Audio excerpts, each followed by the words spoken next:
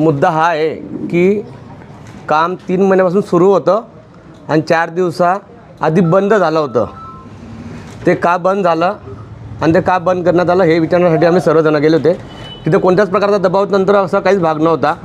मान्य मुख्य अधिकाऱ्यांनी कोणाच्या सांगण्यावरनं किंवा त्यांच्या स्टॉपने ते काम का बंद केलं हे विचारण्यासाठी गेलो होतो.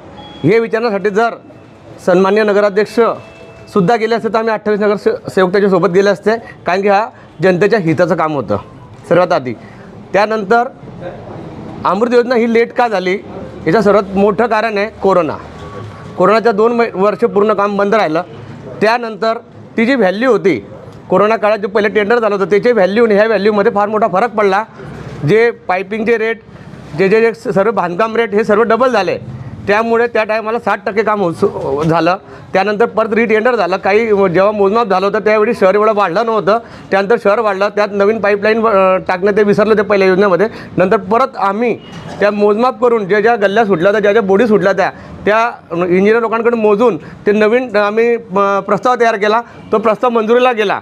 त्यामुळे ते लेट झालं सर्वात आणि त्याची व्हॅल्यू त्यामुळे वाढली, कारण की प्रत्येक गोष्टीचा व्हॅल्यू रेट वाढल्यामुळे त्याची व्हॅल्यू डबल झालेली आहे. आणि सर्वात महत्त्वाचं कारण आहे की ज्या ठिकाणी नगराध्यक्षताईंना वाटेल की आमची आवश्यकता 28 लोकांची, आम्ही त्या ठिकाणी नक्की येऊ, कारण की शहराच्या हितामध्ये आम्ही कधीच मागे हटणार नाही आहे. आणि आमचा विरोध त्यावेळी कोणाशी सत्तेशी होताच नाही. आमचा विरोध काम का थांबवलं जे सुरू होतं ते काम बंद होतं नाही. काम बंद होण्यासाठी फक्त 4च दिवस चालू होते. हा सर्वात महत्त्वाचा मुद्दा आहे आणि विरोधाचा काही विषयच नाही. शहराच्या विकासासाठी आम्ही 28 सोबत आहे. त्यांनी कधी बी आजमावं, त्यांनी एक फोन करावा आम्हाला, आम्ही सोबत येऊ त्यांच्यासाठी. जिथे त्यांना काम लागेल, जिथे त्यांना सह्या लागतील त्या कामासाठी आम्ही पहिले सांगतोय आणि आज पण सांगतोय की विरोध नाही.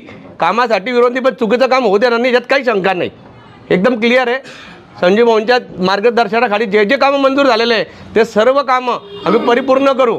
कोणतंच काम थांबणार नाही. आणि अजून म्हणजे पहिल्याच टप्प्यात नगरपालिकेची सत्ता येताना 8च दिवस झाले. DPTCच्या माध्यमातून जर 3 कोटी रुपये प्रभाग क्रमांक 21ला जर मान्य आमचे वस्त्रोद्योग मंत्री संजय सावकार जर देत असणार त्याचा अर्थ काय की त्यांच्या शहरात तुमचा विरोध नाही आहे. शहराच्या विकासासाठी त्यांनी 3 कोटी रुपये दिलेले. जिल्ह्यात झालेल्या जेवढ्याही नगरपालिका झालेल्या आहेत, जिंकलेल्या आहेत, त्याच्यामध्ये सर्वात पहिले फणीनार भुसावळ नगरपालिकेचं कारण काय, ह्याच्यात राजकारण नाही, हा विकास कारण आहे. या विकासकारांच्या माध्यमातूनच ते 3 कोटी रुपये आलेले आहे आणि याच्यापुढे मी 300 कोटी परत येतील.